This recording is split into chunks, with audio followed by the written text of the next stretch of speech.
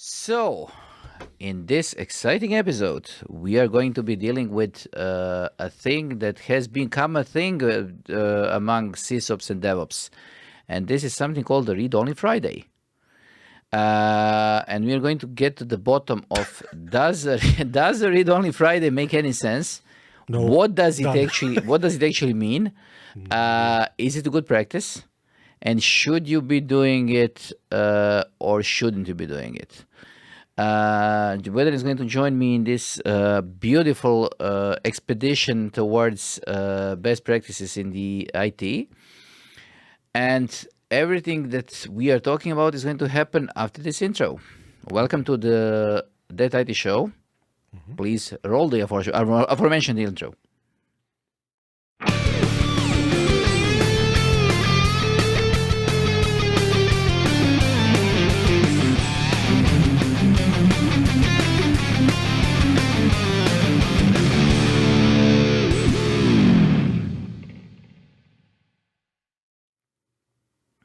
Okay. I have a question before we start. Do you? Yes. Yes. What the hell does Read Only Friday have to do with best practices in IT?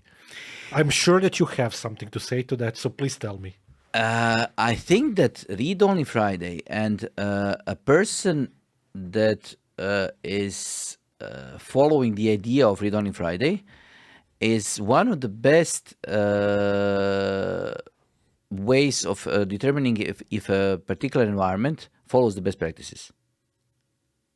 Because if you see that you have a company that Okay. that has a strict Read-Only Friday policy, Okay? that usually means that they have no other policies that make sure that they have any kind of best practices implemented. If you are afraid to do something on any given day of the week, this is because you don't have procedures that are correct. You are not following the best practices. You are afraid of your backups. You are afraid of your production. You're afraid of your testing. You're afraid of different parts of your company because you are afraid to do something on a given day simply because this may create additional work for you. Okay. If your environment is created in such a way that it works, it doesn't matter on which day you are pushing to production. You should be able to push it on Friday, on Saturday, on Sunday, on Monday, whatever. Schedule it at whenever. Schedule it at midnight because you know what is going to happen. You know what is the way out and how the things are happening. So I think that the Read-Only Friday is partly a joke, but also partly a good way of understanding that if there is a problem in an organization. Okay, so we're done with the episode. Bye. Yes, but let's start with the beginning. Let's try to... Really? Yes. You want to start at the beginning? Yes. How novel of you. The first thing I want to talk about is why Friday? That was actually going to be my first question as well. Because first... Because there's a simple solution to that problem. yes. 4-day working week. Okay, this is one thing. And the other thing is that I would consider my Monday to be... I wanted it to be read-only. Yes, on Monday, you, and by extension, most of us in our office, I would say, and me as well, not always, but very often, on Monday, we are not ready to work. It's not that we are not ready to work, but usually the job of DevOps or usually ops primarily, so the sysadmins, is to respond to tickets. And I would say that the stupidest tickets come in on Monday. I want my Monday to be read-only from my perspective so that I can deal with the tickets and not go insane. I want, if we have read-only something, I want read-only Wednesday. Okay, this is going to take a little bit of convincing, but yes. Because on Wednesday, this follows along with some of the history data that I have about a lot of companies that I work for. Virtualized Operations Manager, IOPS, requests, network data, bandwidth, whatnot. Usually the most things that are done inside the company, in my experience, is in the middle of the week. Yes, because people on Monday are Less productive. less productive. On Tuesday, they are getting warmed up. Yes, on but on- Wednesday, they are Yes, they're working. con tutta la forza. Yes, they're working, and then the enthusiasm breaks down. It's about half. Yes, and the other thing, but the thing So that I convinced you. no, Damn it. because if I want to push something into production and I do it on Wednesday, I know that everybody is going to be on board and their best. If I try to push something on Monday, I know that nobody is on board. Nobody knows what he's doing. Half of the team is still trying to remember the password to log in. So I want to deal with those. And then when they are up to speed, I want to work with them together and try to come to a solution that works. So from my perspective, Monday is the ideal day to be the read-only day. ROW, read-only Wednesday. Okay. Read-only Wednesday. And I'm not playing a joke on you related to computer architecture at all. Yes, but then you are just pushing your job to a day when nobody's at their best. So you're wasting the biggest opportunity during the week to get it done right. I wanted to kind of like throw this into the discussion because literally I don't think that. Yes. This is just a joke. Because one of the most complex things that I did in IT in my 25 plus year career of it is actually doing an upgrade in our environment. When we were switching from Hyper-V to VMware-based hypervisor some 6 or 7 years ago, I did it on Wednesday on purpose, specifically for the reason that I mentioned, because that's the busiest day. Yes. I was being a little bit idiot on purpose for humorous reasons, because I wanted to prove a point. So actually, I definitely don't think that we should have a read-only Wednesday. I don't think we should have a read-only anything. The solution of the problem, if we work too much and if there is a discrepancy between the amount of hours or days even that we can apply to the amount of days that we work versus not, I think that should be arranged in a different way. For me, reading a couple of articles about read-only Friday to me seems like a super convenient excuse. It's just a meme. It's a meme that came to be because people wanted to have they wanted to have a normal Saturday or Sunday. Which we completely understand. But But from my point of view, if you are unable to do your job during your job work hours, okay, there are some things that cannot be done during work hours. But with today's systems, clustering, redundancy, load balancing, balances, failover clustering, and so on. So basically, failover whatever. I cannot name a thing that cannot be done during the workday.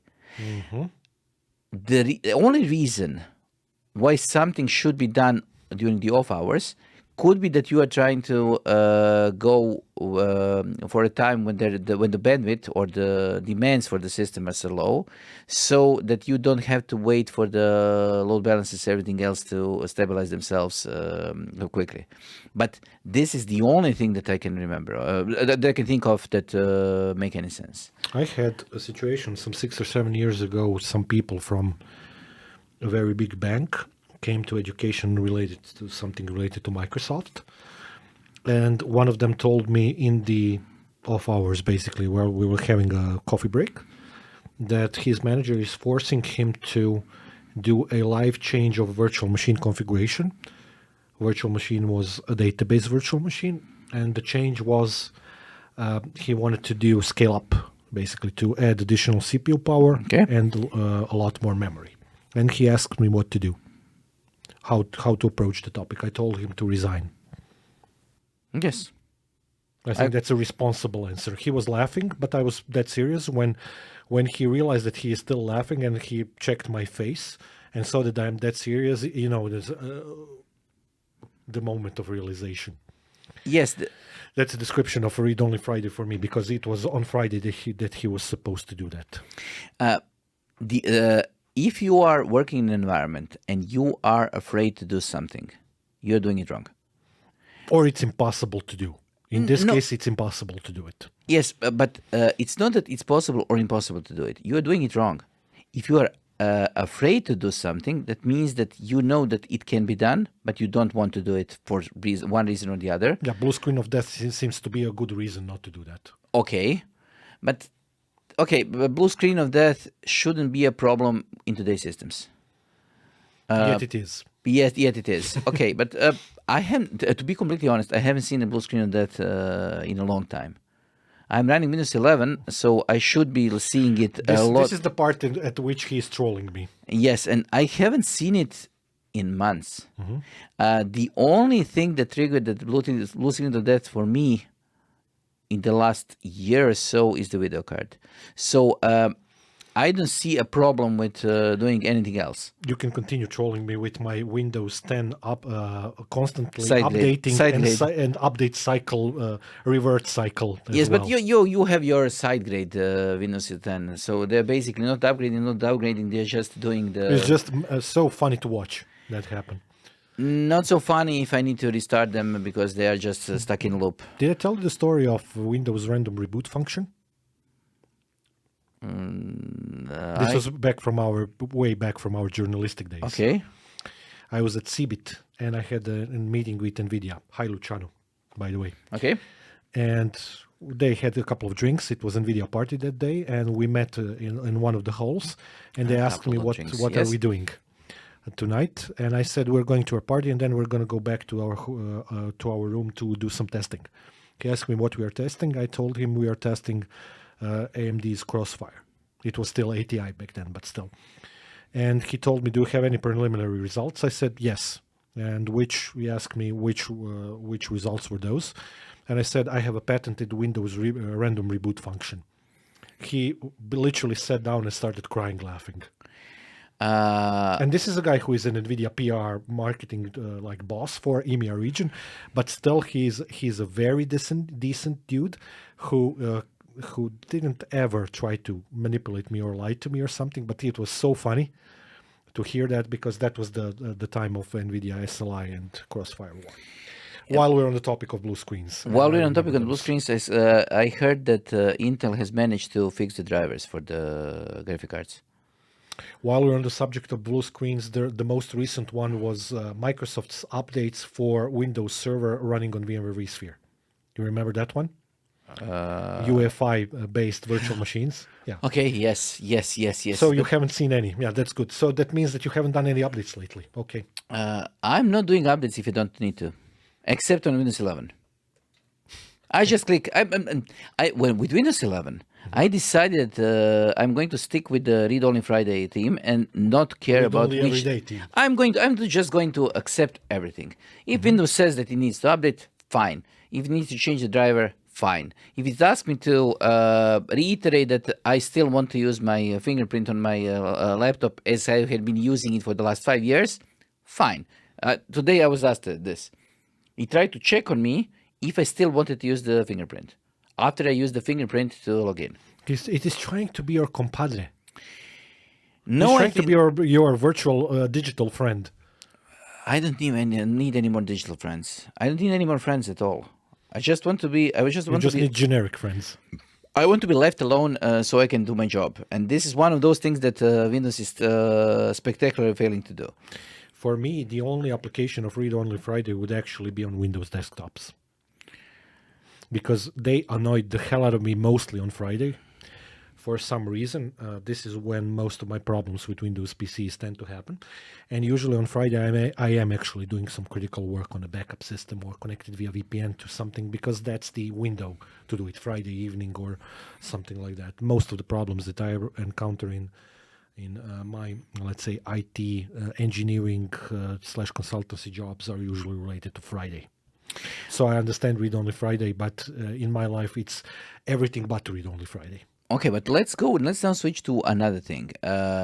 Scheduled downtimes. Okay. Do you think that makes sense? A, yes, or B, if you design your system properly and your applications support that, and you know what your applications do and you know how to configure and design stuff, they're not necessary. Okay, if you have the hardware, if you have the software, if you have the design done right, okay, I'm completely with you. But, which is a rare thing. Because usually what we are dealing with is the smaller installations. So we are not talking about huge clusters of tens of servers. We are talking about smaller firms that have one or two servers that are running whatever For application them, it is. the downtime window is something that's strange for smaller companies, generally speaking, because most of them, in my experience, tend to do things whenever they feel like doing it. Okay, but in today's world, my experience for the mid-size companies is that they started using a lot of people who are working from home, so that you cannot consider time after 5 o'clock in the afternoon to be off time. Because rarely is anybody off. People are doing in different, working at strange times.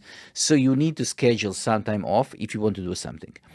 And my perspective, I ask you what your perspective. My perspective is that downtime should be scheduled. Of course. And I think that downtime should be scheduled mandatory. So I'm always trying to push for mandatory downtime at a fixed time in the month. So I'm saying Completely reasonable policy. and then if I don't have anything to do, I still bring the system down. Of course. Because I want to show the people that this is going to happen. So every Thursday after between 6 and 6:15, the downtime is going to happen. And it always happens, just to make them learn that this is going to happen, so that when I need to do something, I have this downtime window completely free. Because if I don't do if I don't bring the system down, they're going to forget that this is going to happen. Okay, I have a couple of things to add to this very interesting discussion. So, from my standpoint, going back to my comment about design, even the biggest companies in our country and by extension in the world, usually when they're introducing some changes, because of the fact that you cannot produce a 100% available system, it is a statistical improbability, not impossibility, improbability. They usually have either let's say, scheduled downtime, just like you said, in some kind of a rhythm, monthly, or they create an update window when there is a need to do that, especially if there are some critical problems that need to be solved or whatnot. So that's the first part of the story. Which means that I'm completely with you in terms of the scheduled downtime. That's a most reasonable IT approach to doing updates, upgrades, and solving problems. The second part of that story, which heavily actually goes back to my comment about the design. I do a lot of these heavy cloud courses for various IT vendors, and for my clients, I do quite a bit of design for their infrastructure. And in my experience, the second that discussion becomes a discussion about availability, that's the second where the actual content of the discussion goes downhill, because usually you lead that discussion with Excel IT managers who only understand numbers without understanding what the backend is, and only treat that as everything needs to be 100% available without thinking what that means actually. Literally, if you checked through some of the books that I had to go through for my PhD studies last year, and if you go to, there is a whole mathematics and formulas and statistics behind calculations for this. And it's not exactly very simple, by the way, mathematics. It's quite advanced. There is almost no way to produce an IT system which is 100% available. So even saying that is insanity. Okay. Okay. I'm just going to make a funny point. Sorry. Yeah. Because I have met people who managed to create a 100% available system. Okay. By redefining the SLA in such a way that more or less their system has to be online 15 minutes a day during the work hours, but at any time during the work hours. So if they're able to pull off 15 minutes a day, continuous availability during the work day, that's they're completely 100%. fine. Yes. Yeah, that's called willy-nilly SLA. Yeah, that's called redefining the reality. Yes, that's bending the reality. Yeah. Yes. I agree. But what I'm talking about, obviously, Is obvious normal systems, yes. Which brings us to the topic about the economy of that. And this is something that we discussed more than a few times, and I always discuss this with our students. Because the economy of availability and cost, when you draw it in an XY axis dependability curve for that, you soon realize that the cost grows exponentially when you add additional 9. to the availability chart. Yes, okay? or to the backup chart to be Whatever. precise. And this is just a rough estimate, depending on the situation and scenario, but you can easily go like 10 times more expensive if you want to go from 99 to 99.9%. But I think that in today's world that you are the growth of the potential financial amount that you need to pay for the additional 9 is going to be exponentially by itself. Yeah. So first 9 is going to be 10 times. And next then one is going to be 100 Yeah. and then 1,000. It's I think it's a little bit less than this, but still the pattern is there. Yes. Definitely. Hence the reason why I said that most of that can be alleviated by a smart design. But the problem with that is the fact that if you want to do smart design, it's not only about the hardware. It's not only about the CPUs, the PCI Express slots, the memory, the storage, the this, the that. It's about applications. And that's where most of projects that I've been involved with fail, because the people who are supposed to design those systems do not understand which applications work in which way, and they don't even know which applications they're running, which is the topic that we also briefly discussed in some of the previous episodes, and we're going to discuss that in one of the future episodes related to security, because having inventory of applications is fundamental to enterprise IT. If you don't know that VM1 is doing Exchange, VM2 is doing SQL, VM3 is doing file server, what are we talking about? But in today's world of Dockers, containers, VMs, it's difficult servers, to map it out. It's difficult to map it out, even if you have a single small business. It's not. There are solutions for that work very well. Yes, you just need but to be aware of the fact that they exist and pay for them. Yes, but you have to make a conscious effort.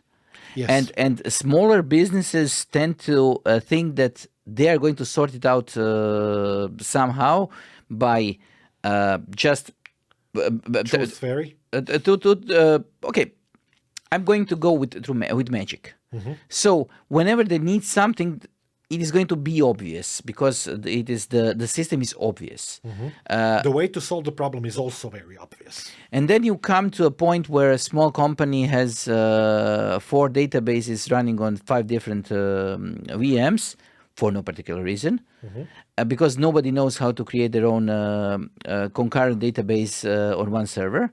And then you run into problems very, very, very, very quickly. And then no amount of read-only Fridays is going to help. And this is the reason why Read-Only Friday exists. Because the Read-Only Friday is the brainchild of that scenario. Yes, and it's the brainchild of a person who has tried to fix a thing that wasn't documented, wasn't working correctly, was misdesigned, and then it broke. And then he realized that he doesn't know how to unbreak it because he cannot fix it. He can usually just unbreak it. So make it work, or every time I hear that word "unbreak," I'm all in the Tony Braxton song. Yeah. So if you break something, unbreak my app. We could do no. God, let's not go there. If you break something, you can apply tape over it, and then if it's a system, the only way to fix it is just to put another tape in the place where the last tape was, because you cannot fix it. You cannot suddenly realize all the problems and then while fixing the system, fix the entire system. So you're basically just unbreaking the system and hoping for the best. And this is usually the time when I quit. When I realize that I'm not going to be able to do anything on the system because the system itself is unfixable, and the management doesn't understand that there is a problem. And this is when you either start drinking or start quitting, or both. No, let's quit. It's more healthy. Yes, it's more healthy. Yeah, I agree with you. Actually, to your point and to the topic of this episode and the episode about Excel IT management, which I find to be more compelling every single freaking day, and we need to do some follow-ups to that as well. Do you think that Excel IT managers are more prone to having read-only Fridays? What's your take? Yes, because if you tell them that if nothing is done on Friday, they are not going to pay for additional working hours on Saturday, they're happy. They don't see the problem with this, just the opportunity of not paying somebody for something that may or may not be done. Forest and the tree problem. Yes, but I think that this is one of the reasons why read-only Fridays even exist, because it It's enables. such a convoluted and corrupted way of thinking about reality of IT that it's incredible. Yes, but when you are being a cynical old bastard operator, you tend to realize that if you call your Excel manager and tell him that everything that is being done on Friday can create additional cost, you're going to get your Friday free, basically. So you Work are free, you mean? yes. So you get your 4-day week, 4-day work mentioned week earlier. without doing anything else. Other So than, manipulation, that's all about there is. yes, and I think that this is one of the biggest reasons why it even exists. It enables a sysop in a non-functional team to say, okay, let's not do anything on Friday because it's dangerous, because the additional hours may be done tomorrow. We all want to be at home, so nothing gets done on Friday. Okay, follow-up question. What's the difference between the Friday and the Monday in that scenario? On Monday, the sun is set differently, or the air temperature is different, or there's some kind of a zodiac constellation that is going to No, make but everything better? additional work is then done on Tuesday, and this is normal work. So you don't get to do anything special. You're just getting paid. And this is one of those things that people don't like. They don't like doing additional work while they're getting paid for normal work. It seems so counterproductive. Yes, it's counterintuitive. basically the way every bureaucracy works in. No, the way in which every bureaucracy averages itself. Yes, because people want to stamp their papers, and suddenly you say, okay, instead of stamping the papers today, you are going to sign them. Oh, that's additional work. So they don't want to do the additional work. They're completely happy with stamping the papers for 8 hours, but signing is completely out of the question. I think that this the comment that I'm about to say might trigger people a little bit, but it comes from my experience of somebody who owns the company and has had it for 20 plus years, just like you.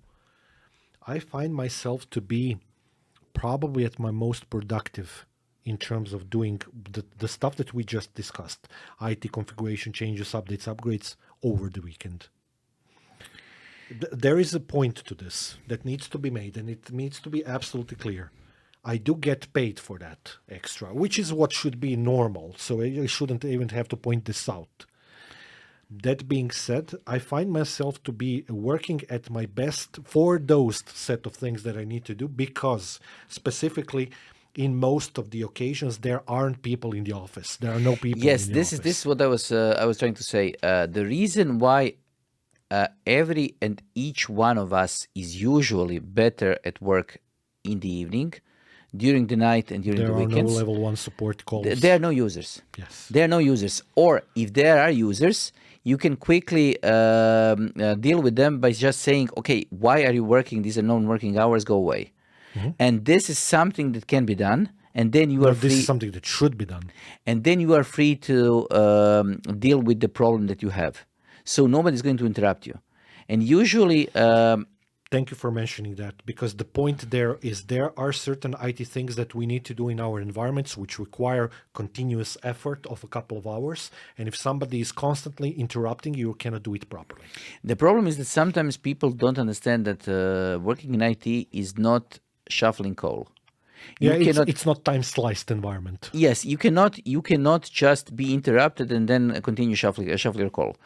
There's no way for you to just stop, do something else, come back, restart your work. There's actually another point to be made here, which is so what I'm about to say is not something that I'm saying to you. I'm saying it in general.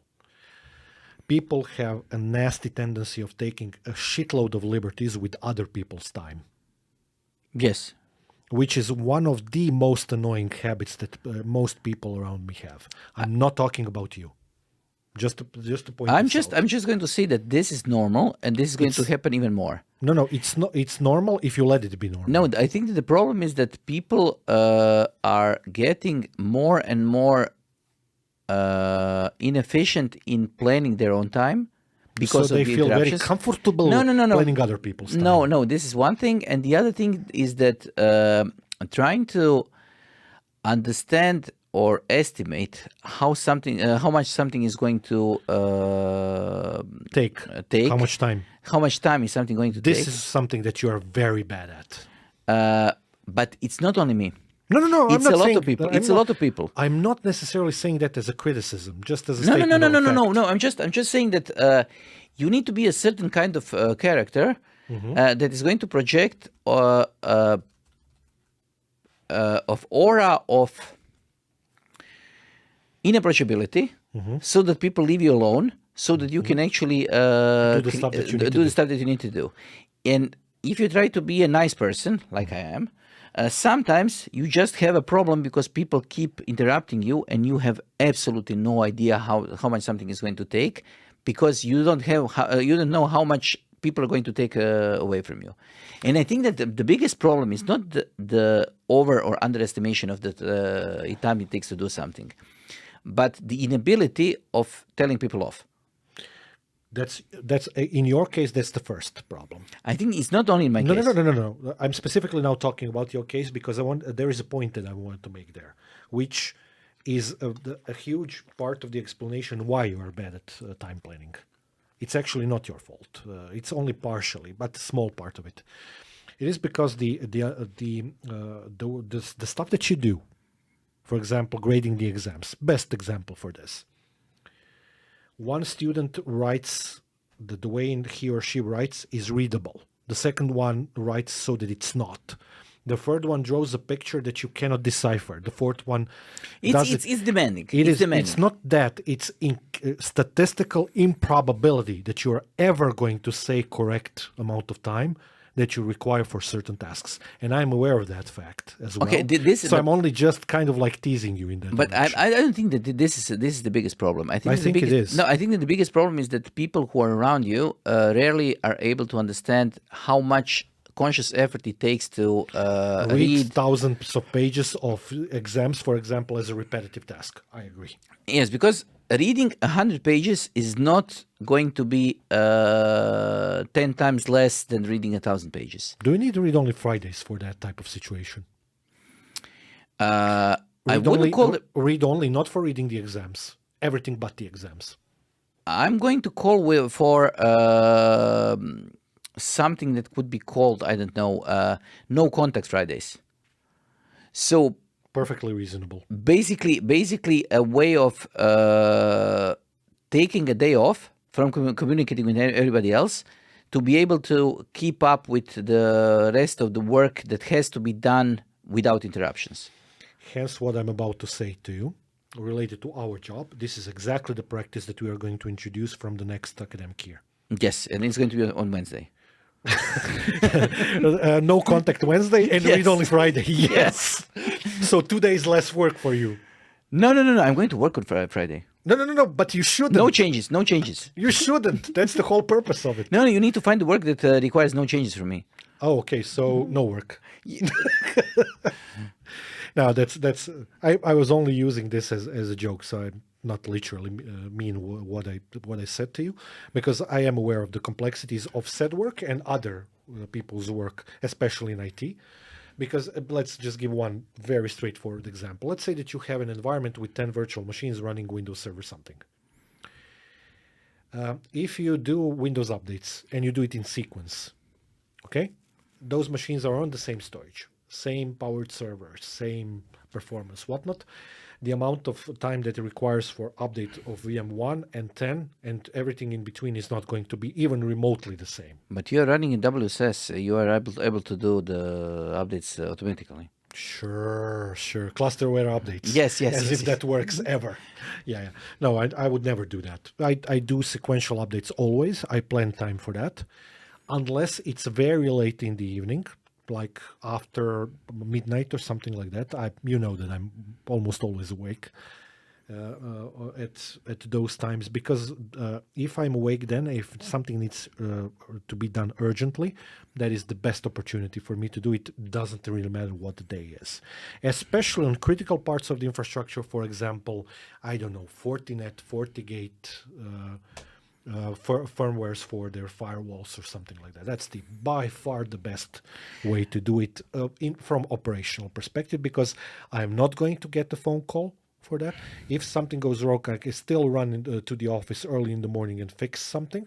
And I usually have at least some kind of a spare device that I can apply some rules to and kind of like temporarily fix the problem. Usually, not always. I'm going to be just completely honest and say that I don't remember that I ever did any update or any refresh of anything on a system that wasn't done after 10 o'clock in the evening. I usually plan those, especially during the weekday, because I want to be able first to deal with it in the morning, and the second thing is that nobody's going to work during the week. People tend to work during the weekend because they want to finish things up, but nobody is working. People. Yes, but nobody's going to work during the week, because they know that they can do them. They can do whatever they need to do in the morning. So even the people who are using VPN to do work from home are usually not doing the Work from home, actually during the week. Is that laziness, complacency, or something else? I think it's just normal human perspective. The standard mode of operation. Yes, because I think that what working from home did for us, and for all the people who are working at home, working from home and can work from home, is that people stopped thinking about the working week as a week. They consider Saturday, Sunday as an additional day when they can do additional work, but they're splitting the work that usually gets done during the week into those 2 days. So they're not working for 8 hours, they're working for 4 or 5 hours during the week, and then they're getting some extra hours over the weekend. Getting some extra hours during the weekend, in the morning, in the evening, and so. And I think that this is much more natural way of doing things than the work week is. Can I add my 2 cents to that discussion, but kind of like discuss our standpoint for this from education background? For us, working from home was a hell of a lot more work. Yes. Indescribably more work. But a lot of people, let me make my case and my point. A lot of people thought that we had a lot less to do in education when the C19 started, and when we basically over the course of a weekend went to online classes. I'm not going to even go into that discussion, because you should. You were a part of that. No, but this is the reason why I want, because people tend to think that people in education don't do anything during the summer. I'd like to challenge any single person doing that to come here, work for a couple of months for us, to take your workload in terms of exams, and our colleagues as well, and then take my workload over the course of what people treat as not doing anything during the summer, because that would be a very, very, very sobering experience. I think it's one of those things that where people don't understand that there are jobs where you can take your time off whenever you want, because you are whatever doing something in the office. Somebody can take over. But when you are teaching somebody, the opportunities for people to take over from you are much less useful for the students, and make no sense from your point, because you are losing the opportunity to say something. Because even if you and me decide on what we are going to teach in a week, and I need to take 1 day off, you are going to fill in for me. We're going to do an excellent job, but you are probably going to forget or not know about some nuance that I was just pushing into the and this is going to create problems down the line. Absolutely. And this is something that people don't think about, and then they say, okay, why don't you take your Wednesday off? Because I cannot. And this is one of those things that always annoys me, when people say, okay, we are going to take the extended weekend or whatever, and I have to work on Saturday. But I had to work on Saturday. That's it. Fact of life, yeah. Yes, I can change and make your life miserable by making you work on Saturday, but it's not going to change the problem that I have. No, there's work to be done. Somebody has to do it. Yes.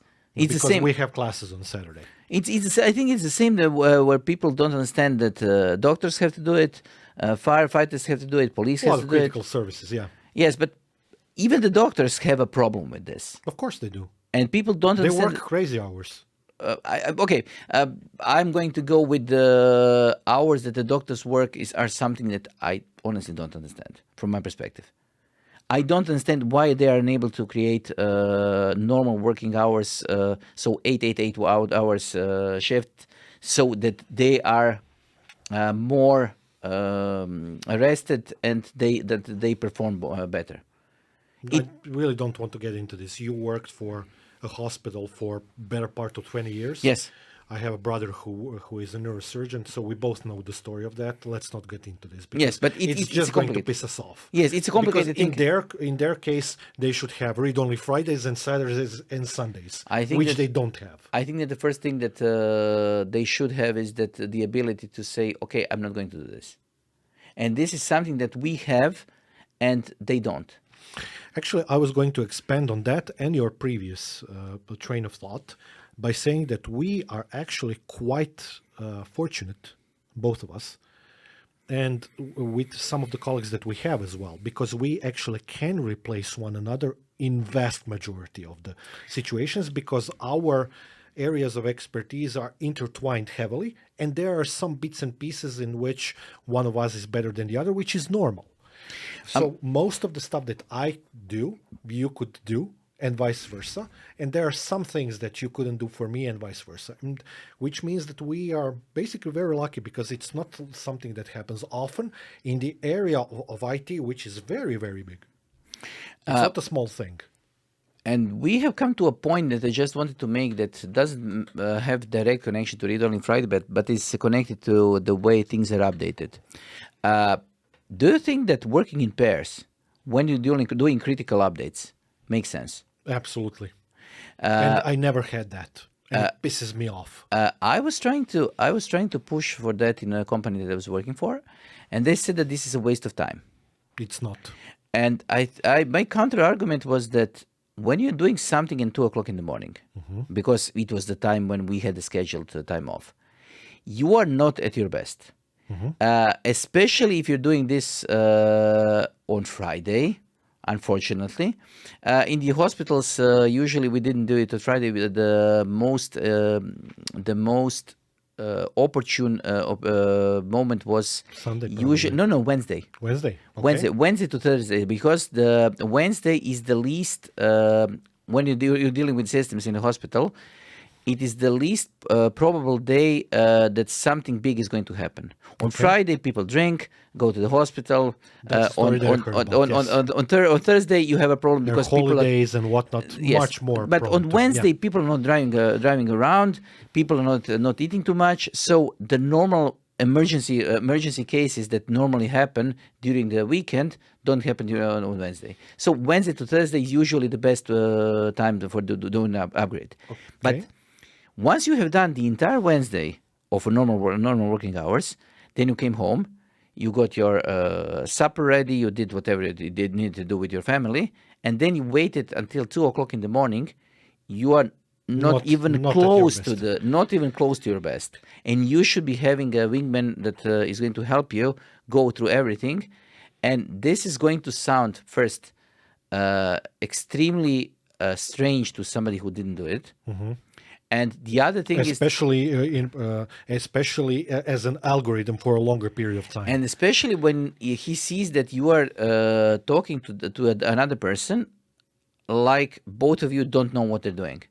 So if I tell you I'm not going to turn off the database, for a person who is a manager, this looks like, why are you saying this? This is a simple thing, but this is one of those things where I think that having a second person doing this, doing the overview or checking what you did, is something that is a must-have. And this is the reason why pilots are important. No, actually, I was going to go in that direction with my example, which would be driver, co-driver. If you're Yes. driving like for a long route, having somebody next to you is essentially important.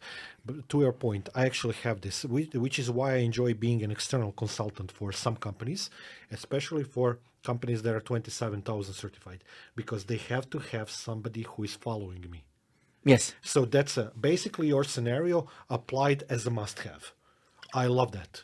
I have a couple of companies with that scenario. And actually, I think both of us, both myself and the colleague that has to follow me, because of this interaction, this give and take that you were saying, we need to shut down the database, checkup mechanism, whatnot. I think we both appreciate that because it's a process that fundamentally works well. Yes, and it makes working mistakes. easier. No, it makes working easier. It does, and more interesting, Because less if, boring. If you no, but okay, it's not necessarily less boring, but I think that if you are able to vocalize what you're doing, you are able to make sure that first you know what you're doing, and the other thing is that you are not going to do additional steps because you are stating the steps that you're doing right now, so you're not going to cut corners, and this is the reason why it exists. And working without this is what creates read-only Fridays. Problems. No, it creates read-only Fridays. Okay. So I think that we have come to the full circle to the idea of read-only Fridays exist simply because people are overworked. They don't have a clear plan in their head what they want to do. They're working in an environment that usually is not set up well. And then they make mistakes that are inevitably going to create additional work for them. And all of those things can be fixed. So read-only Fridays shouldn't be a thing other than a meme, just simply because there are ways to avoid them.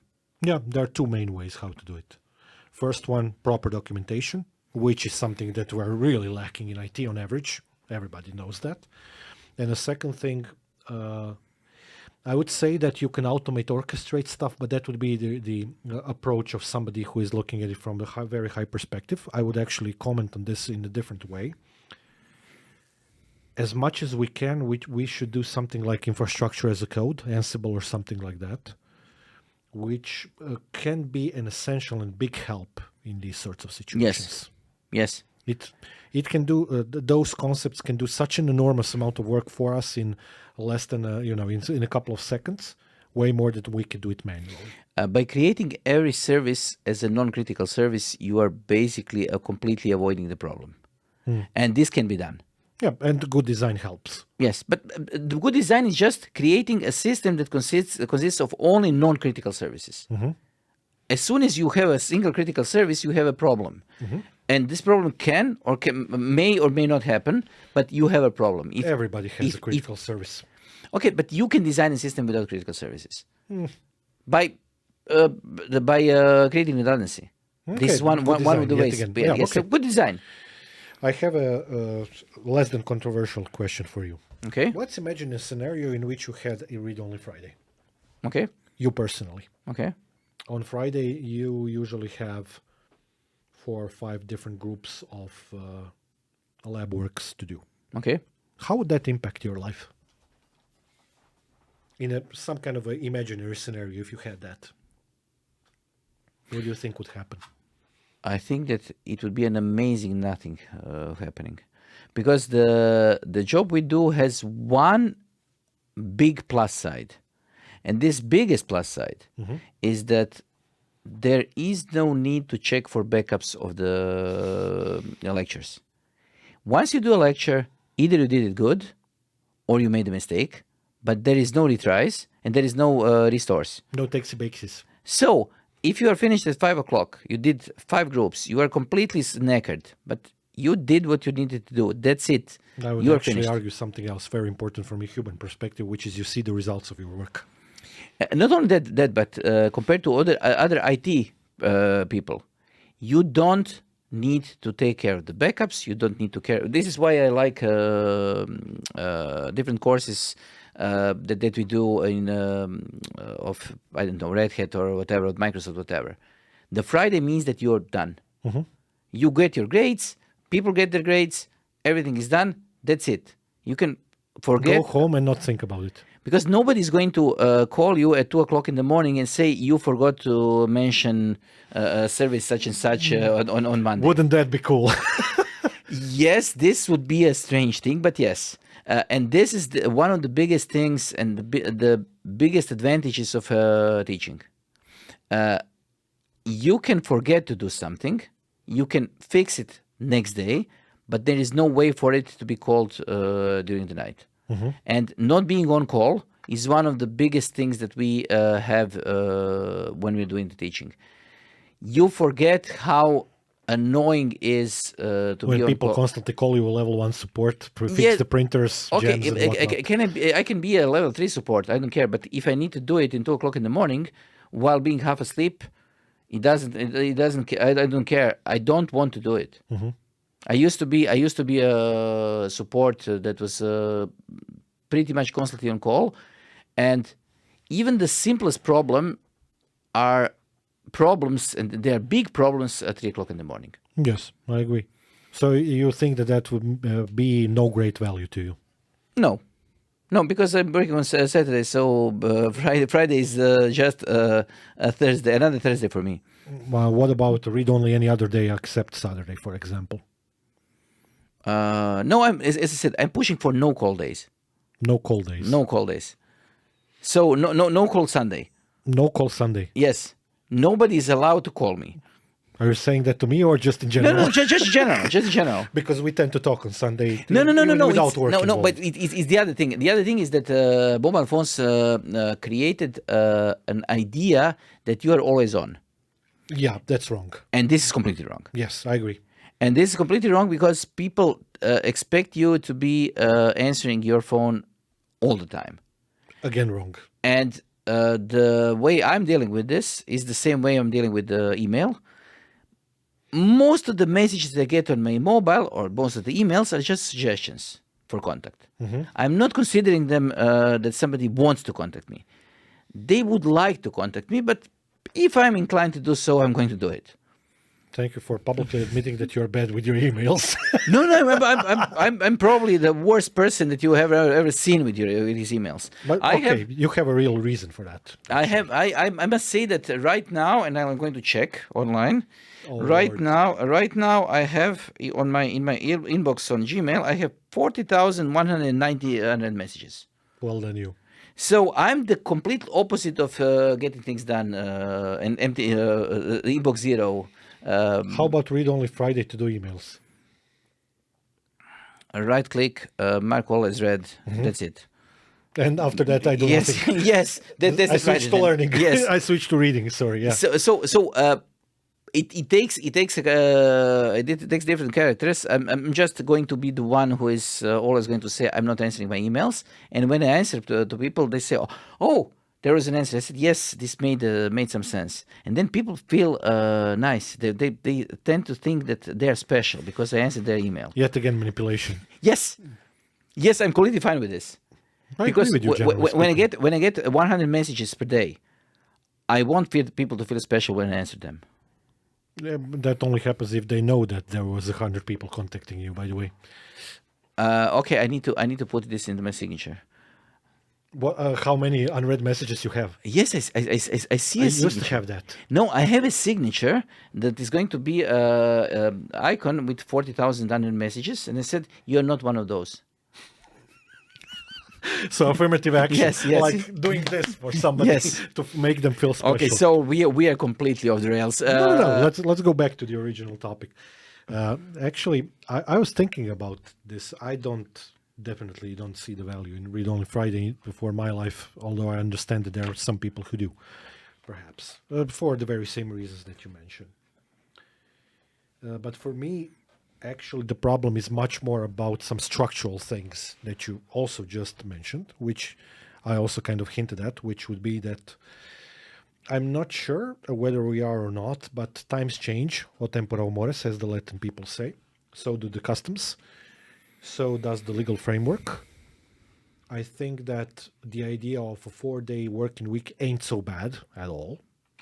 I also think that what was introduced, I think in Germany a couple of years ago, about the email systems outside the working hours, whatnot, like forbidden communication. I'm completely with you this. Becoming more and more fine with this actually as well.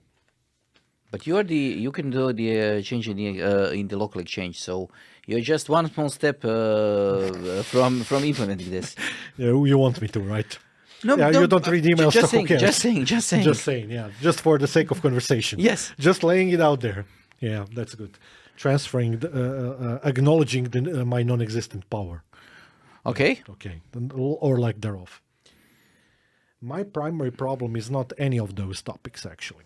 Again, my primary problem is the way in which people feel completely comfortable in taking the reins of your life in terms of time, in any shape or form possible. An example for that.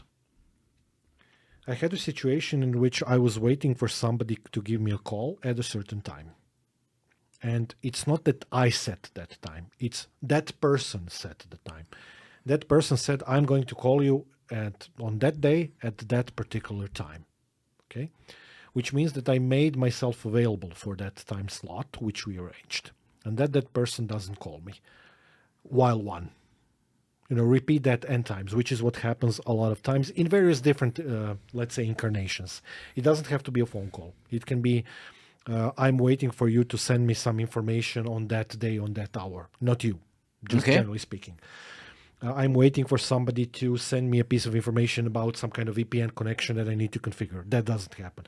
All of that accumulates over time, and the accumulation of that means that it's not only that I have to spend the extra original amount of time that I scheduled for that, it's always with a little bit of extra because, as I'm sure you know, the work has a nasty tendency of kind of like, backing up. Not only backing up, it's like bank loan with interest. It's an interest thing that happens. Yes. It's the work as such is incredibly, let's say, capable of accruing additional interest without you even noticing. It's incredible how uncomplicated that is from the work standpoint, yet how much time it can take you. So my primary problem with the Read-Only Friday isn't the necessarily the idea of having Read-Only Friday. It's about the fact that people have completely wrong habits, which compounded by the company size and the amount of people that are employed by a certain employer. And I'm not talking necessarily about our company, but this is my experience outside of these walls. The amount of chaos that gets introduced to the system by not being respectful to other people's time, by not being respectful to the critical things that need to be done, etc. I think that that's a very good stomping ground for developing nonsense conversations and topics like Read-Only Friday. And that goes to one of the points that I made previously in some of the other episodes. People are very, very, very talented in not taking responsibility for the stuff that they should do. But I don't think that this is something that is a new thing. So I don't think No, that... just laying it out there. Yes, but people are extremely incapable of understanding that sometimes they do have some things that they are in charge of, responsible for, and that with power comes responsibility. Mm-hmm. And this is something that is, I think, ingrained deeply in the human psyche. So this is something that is going to be forever a problem. And my perspective for this is, I just don't wait for people to call. Mm. You do realize that that's the wrong solution. Yes. It's a completely wrong solution. Yes, what would be more normal solution is picking up the phone, calling that person, and telling him or her some stuff in loud and not necessarily polite language. No. Because if he behaves like this, he has some sort of a character flaw. I have one of those flaws because I sometimes forget to call people when it's told them that I'm going to call them. You're not the topic. Yes, okay, but I'm not the topic here. But I usually make point of calling people when I need something, because I know that if they are making their time available for me and I need something, I need to use that time. But it's another thing. When somebody does this to me, mm-hmm. I just simply ignore it, and then next time they call, I'm going to just say, I'm not available right now because I didn't make time. Last time you took my time. Now I don't have the time. Call me in 10 minutes. Call me in half an hour. Call me in 3 days. Yes, because if he needs this thing done, I'm going to do it then. But I'm not wasting my time. I understand. I'm completely And with you. this is the only way that I can deal with those. I'm not going to lose any sleep about somebody who didn't call me. I'm just going to make him lose sleep I'm about calling strictly him. talking about work, not talking about private life. In private life, I'm an ignorer just like you are. But in work, I think this is happening less in the private life than it is work, because people tend to not think. Yeah, but work doesn't get done then. But there is a breaking news for you. Some people don't care about work getting done. I know that. Very breaking news. Actually, to your point, which you kind of made, I just want to verbalize that. There is a very, very good, famous quote from House MD show, which I just happen to so much identify with and agree with, which is that the people choose the path that grant them the highest amount of rewards, for the least amount of effort. This is something that's imprinted in our DNA. Yes. For most of us, vast majority of us. I see evidences of that all around me all the time. And we feel sorry for you. Huh? We feel sorry for you. Why? Because you're not one of us. Damn it. Yeah, I'm not. This is the only thing that I can say. I'm not. But as you said, with no, I'm joking. I'm joking, of course. No, you're correct. But you are correct, actually. But I'm going to go with another quote. This another quote is by Douglas Adams. Do you know what somebody else's problem is? No. So the idea of if something matters to you and it doesn't matter to me, this is your problem. Yeah. And it doesn't need to be my problem. And if I am able to completely not making my problem, this is completely fine. Mm-hmm. So if somebody calls you or should be calling you and he doesn't call you, he has a problem then. And you shouldn't be calling this your problem. This is not your problem. This is his problem. And it's going to become an even bigger problem than that. Yeah, but you actually are on the correct. I completely agree with you. As you said, with power, a little bit of power comes responsibility, something like that. It's different for me. You know that. I don't have to explain this to you because unlike in a lot of situations in which people just can say, yeah, it's not my problem, there are situations in which I can't. Because the amount of problems is going to fall on our heads if somebody does that too, something that I urgently need from him and her in the certain time period. If that doesn't happen, that's going to fall on our shoulders. Usually on mine, because I'm not going to let you have that problem, which you constantly nag me about, but it is what it is. But I think that this is one of those things that you should be sometimes able to just let fall.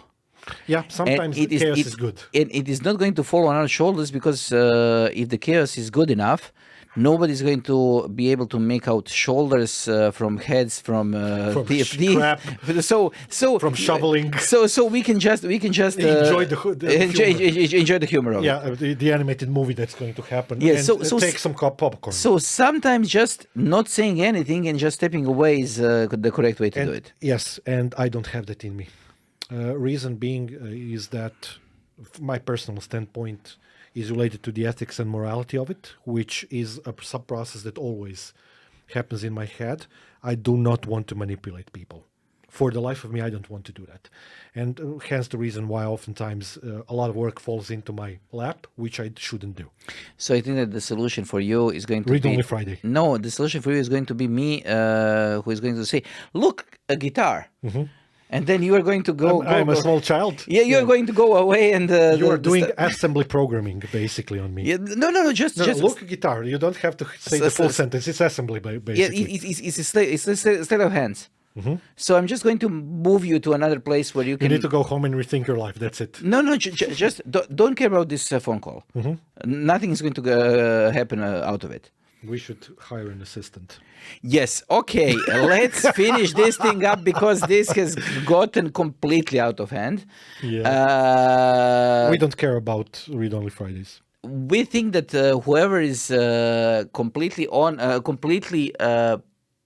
without any sarcasm, thinking about Read Only Fridays is a person who you shouldn't be able to, you shouldn't be doing any work with. Yeah, because they don't know what sarcasm and humor are. No, and then don't have an organization that is able to support whatever you want to do. Yeah. Having any problems with production that is going to be solved by not doing something on a particular given day of the week Is a sign of a larger problem. is a sign of a larger problem. Yeah. Okay. Okay, so with that being said, thank you for being with us. I'm Yasmin. I'm Vedran, and we'll see you in the next episode. Bye.